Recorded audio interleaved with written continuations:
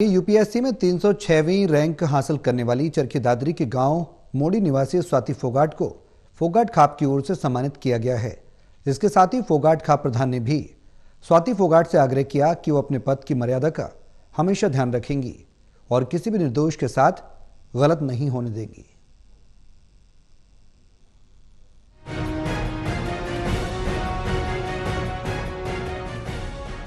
UPSC में 306वीं rank हासिल करने वाली चरखी दादरी के गांव मोड़ी निवासी स्वाति फोगाट को फोगाट खाप की ओर से सम्मानित किया गया। इस सफलता को लेकर उन्होंने बताया कि उन्होंने सबसे पहले अपने मामा के घर से आसमान में जहाज उड़ाने का सपना देखा, लेकिन जैसे जैसे आगे बढ़ी तो परिवार से देश की सेवा करने की प्रेरणा मिली, जिसके बाद टारगेट बनाकर मेहनत की तो उन्होंने यूपीएससी में सफलता हासिल की।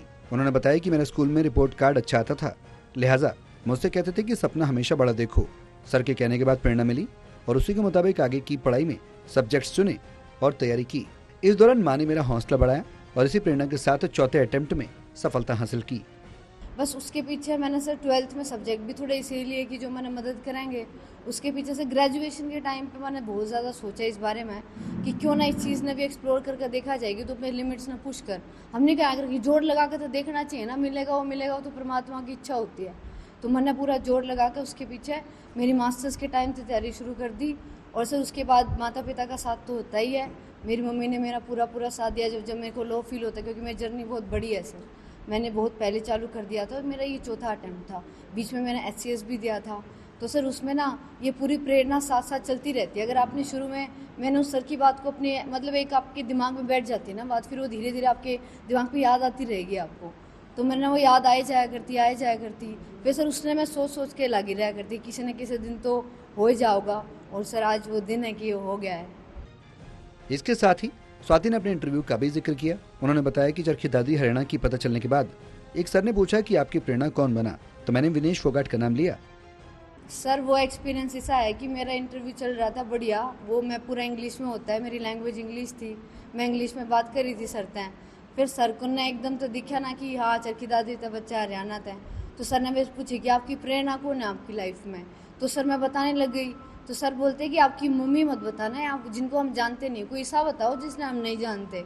मैंने कहा ठीक है सर।